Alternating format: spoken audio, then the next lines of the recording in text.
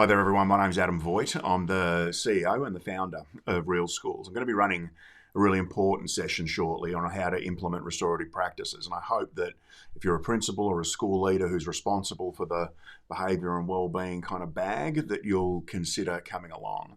I'm going to deconstruct something first. The first thing we're going to do in the session is kind of unlearn something. And that's a habit that's crept into schools over the last, 20 or 30 years. And that is to implement big things that change things just a little bit. For instance, we implement programs to try and resolve a problem that's cultural, that's informal.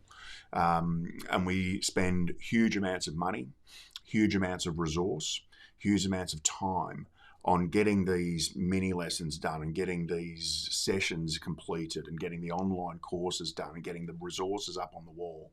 And when we look at our windows, we don't genuinely see people conducting themselves any differently. And that's going to change.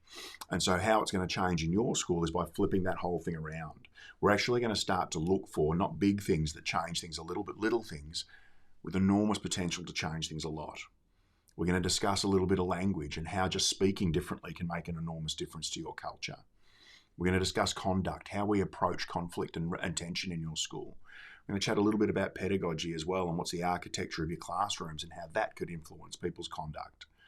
We're going to talk about mindset as well, because there are some things that we think we know to be true about the way that young people learn to behave and to conduct themselves in your school that aren't serving us.